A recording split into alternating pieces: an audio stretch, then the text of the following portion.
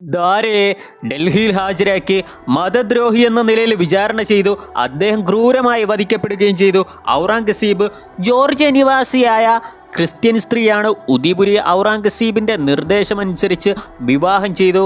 ദാരയുടെ മരണശേഷം ദാരയുടെ 2 ഭാര്യമാരും മക്കളും ജീവിച്ചിരിക്കുന്നു. ഔറംഗസീബ് നീചജാതിയിൽപ്പെട്ട റാണാദിലിനെ വിവാഹം ചെയ്യാൻ ആഗ്രഹിച്ചു എന്ന സന്ദേശം അയച്ചു. റാണാദിലാകട്ടെ നർത്തകിയുമാണ്.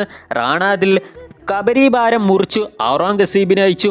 ഇനിയെങ്കിലും എന്നെ മര്യാദയ്ക്ക് ജീവിക്കാൻ അനുവദിക്കണം പ്രഭു എന്ന് അദ്ദേഹം അയച്ച കത്ത് ഇപ്രകാരമായിരുന്നു: കാർമേഘം പോലെയുള്ള കേശധാരം എന്നെ മുകുതനാക്കുന്നു. ഔറംഗസീബ് വീണ്ടും അറിയിച്ചു: ഞാൻ നിന്നെ വിവാഹം ചെയ്യാൻ ആഗ്രഹിക്കുന്നുവെന്ന്. ഞാൻ രാജ്ഞിമാരിൽ പ്രഥമ സ്ഥാനത്ത് അവരോധിക്കുന്നതായിരിക്കും. കാരണം നിന്റെ സൗന്ദര്യം അതുലനീയമാണ്. നീ എന്നെ ധാരയായി സങ്കല്പിച്ചു കൊള്ളുക.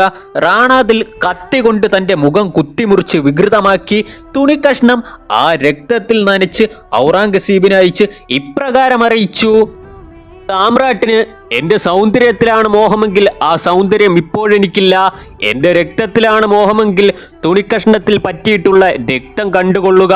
എൻ്റെ രക്തം താങ്കൾക്ക് തൃപ്തി നൽകുമെങ്കിൽ എൻ്റെ ശരീരത്തിലെ മുഴുവൻ രക്തവും വീഴ്ത്താൻ ഞാൻ തയ്യാറാണ്. റാണാദിലിൻ്റെ ദൃഢചിത്തതയ്ക്ക് മുമ്പിൽ ഔറംഗസീബ് പരാജയപ്പെട്ടു. കുറേ കാലം ശോകാർദ്രമായ ജീവിതം നയിച്ച ശേഷം അവർ ഇഹലോകവാസം വിടിഞ്ഞു.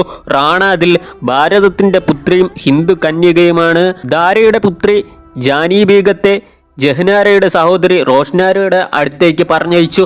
എന്നാൽ അനാഥ കുട്ടിയോട് കാണിക്കേണ്ട കരുണ അവൾ ദാരയുടെ മകളോട് കാണിച്ചില്ല. ശരീരമാകെ ഉണങ്ങി അസ്ഥി പഞ്ചമായി. പിന്നീട് ഔറംഗസീബ് ജഹ്നാരയുടെ അടുത്തേക്ക് അയച്ചു. ആഗ്ര കോട്ടയിലെ അങ്കൂർ ഉദ്യാനത്തിൽ പഴയ ഓർമ്മകൾ പങ്കുവച്ചു അവർ രണ്ടുപേരും. ഔറംഗസീബ് ആകെ ഭയന്നത് അള്ളാഹയെ മാത്രമാണ്. അദ്ദേഹം തൻ്റെ ഖജനാവിൽ നിന്ന് പണം അനാവശ്യമായി ചെലവാക്കിയിട്ടില്ല. തൊപ്പികൾ തുന്നിയും ഖുർആൻ എഴുതിയും ജീവിച്ചു.